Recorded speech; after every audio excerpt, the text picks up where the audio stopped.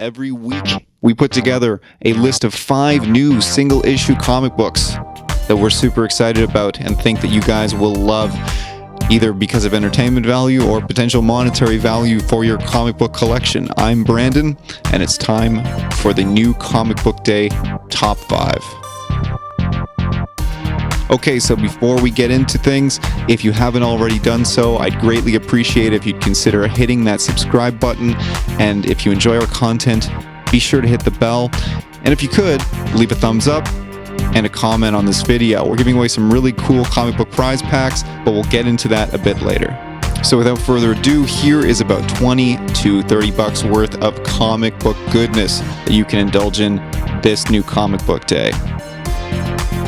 So coming in at number 5, we have John Carpenter presents Storm Kids, Monica Blue, a werewolf story. Part 1 of 5. I think that title might be a tad bit convoluted, but it doesn't matter. What matters is the story inside and the art inside. And you know, this book has a lot of great names behind it. Storm King Productions is releasing the book, and obviously that's John Carpenter and his wife Sandy King Carpenter's film production company, and Storm King Comics is the comics division of that company. So the Storm Kids brand, from what I understand, is going to be an ongoing series. So this Monica Blue is a 5-part story written by Steve Niles with art by Damian Worm, but then it's going to switch out to another creative team with another story. They're coming out of the gate with some great pedigree, and I can't wait to see how this mini-series goes and how the ongoing series that is around it goes. So at number 5 this week, it is John Carpenter presents Storm Kids, Monica Blue, a werewolf story, issue 1 of 5 from Storm King Comics. Alright, so next up at number 4, we have New Year's Evil number 1. Now, this has a bunch of great writers on it, including Vita Ayala, who is awesome. That Jim Chung cover is so cool. If anyone remembers back in the late 90s, I think 97, 98, something like that, there was like a 10-part, 8 to 10-part mini-series that happened at the end of the year. They were all called New Year's Evil, and then, you know, whatever, from the pages of whatever book, and then the character. I know there's one for Darkseid, and who else had one? I can't even remember, but Mr. Mxyzptlk had one, Scarecrow had one.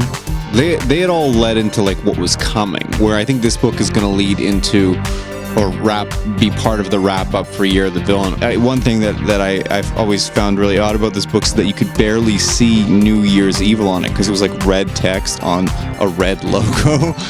So they've done a way better job with this new take on it. It's an 80-page special. I'm not super happy with that price point. It'd be much higher on our list if it was, say, for example, $7.99. So our number 4 pick this week is New Year's Evil number 1 from DC Comics. Alright, next up at number 3, it is X-Men number 3. You know, if you guys are into hot island-on-island action, you should really check out issue 2 of this book. But yeah, issue number 3 looks like we got Scott and at least Emma hanging out in the Savage Land. This whole Dawn of X storyline, I think, has even upped the game possibly from where we left off with Hawks and Pox. I think what we're getting right now, and what we're going to continue to get, is some very bold and very rich storytelling within the X universe. I also like the fact that they're not skirting that the X-Men, from certain perspectives, are absolutely not the good guys, or it's considerably more morally gray than it has been for quite some time. I love that. So at number 3 on our list, it is X-Men number 3 from Marvel Comics.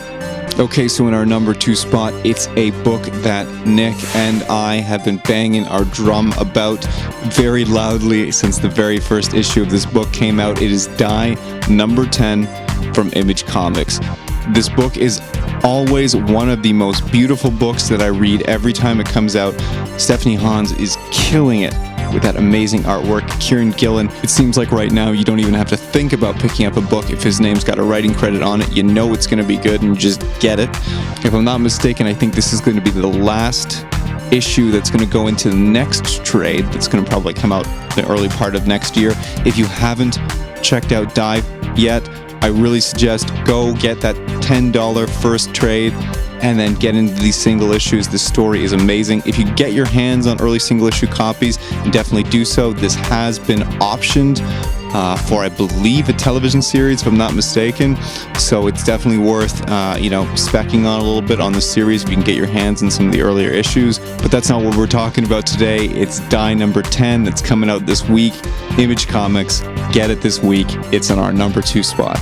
All right, so what are we going to finish off with at number 1 this week? I really like the sound of this book, Kill Whitey Donovan, but I don't know enough about it that I want to speak on it. Get a bunch of really cool dollar books coming out this week. I know we've got that Daredevil 14 cover, looks beautiful. Oh, you guys already know what I'm going to say. It's Marauders number 3 from Marvel Comics. Arguably my favorite right now of all of the Dawn of X titles. I don't know if it's a spoiler that I'm showing you this on the screen because I haven't actually read anything other than X-Force out of last week's X-Men books, and I don't even know if I finished it. I gotta check. I think Paula might have stolen it from me before I could finish it. I remember Quentin Quire and Logan getting into it, but that isn't how that issue ends. Maybe I didn't finish that book, so maybe this cover is spoilers. It's the A cover. I'm sure it's fine. I love where the story is going. I love Kate Pride. We gotta call her Kate.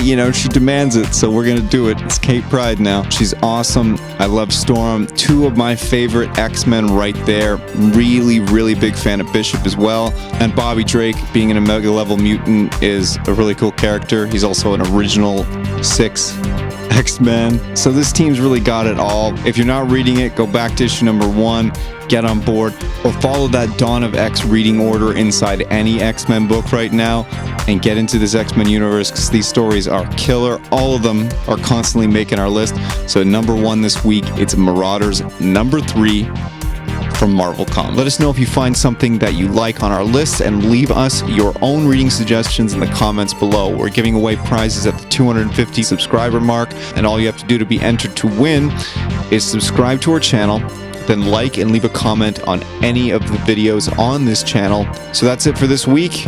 We'll see you again next week with another top 5 list, but until then, have a happy new comic book day.